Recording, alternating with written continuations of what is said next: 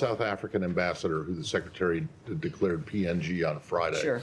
The South Africans seem to be a little bit miffed that they learned about this from a X post. And I understand there was a meeting at which a formal diplomatic note explaining this was handed over.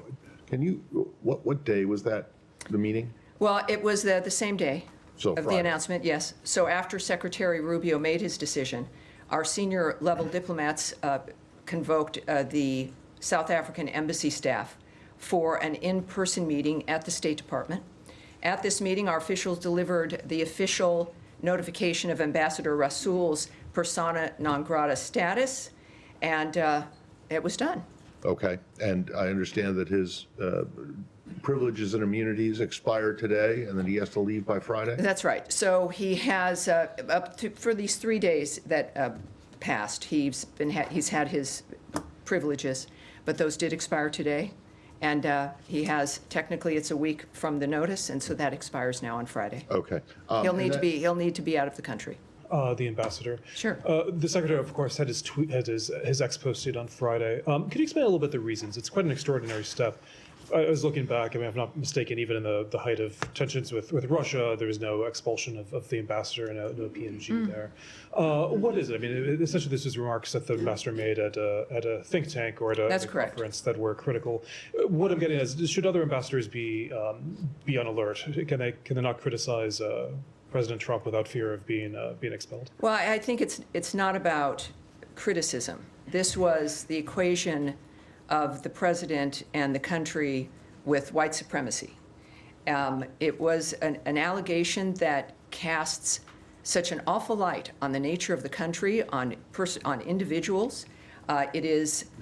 I mean, if we don't have a standard about the nature of someone who is in this country, who is supposed to be a diplomat to help facilitate the relationship between two countries, and that this is the standard of it, you know, we deserve better. We've had a decent level of diplomacy with South Africa. There are some challenges, but you want people in each embassy who can actually facilitate a relationship. And these remarks were unacceptable to the United States, not just to the president, but to every American. They were pretty much obscene when it came to the nature of what was alleged.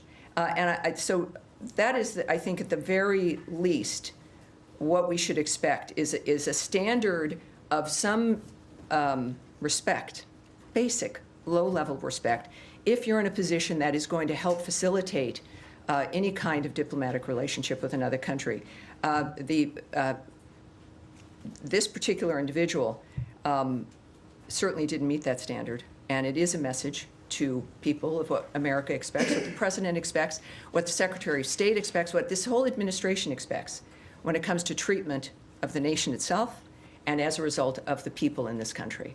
And so that's why it was done. Sure, you could just expand on that. South Africa today said that it wants to have a better relationship with the United States. Are you open to that? I mean, there's the Secretary of State away from the G20. Are you of the view that South Africa can report the relationship despite the criticism that's come from this building? Well, I think both the President and the Secretary of State have made it clear what the problems are and what they have an issue with when it comes to South Africa.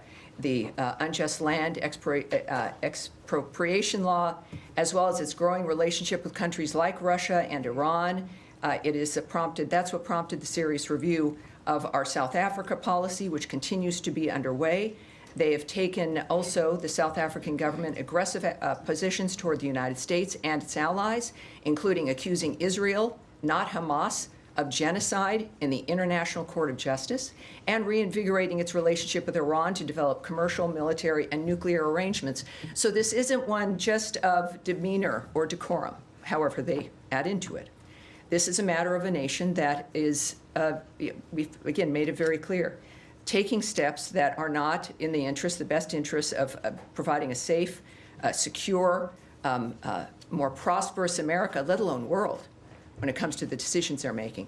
So all of this is under review, but obviously part of it is, within the diplomacy of it, is to encourage a change in policy and posture. of course that would be the point. The point is to encourage a change.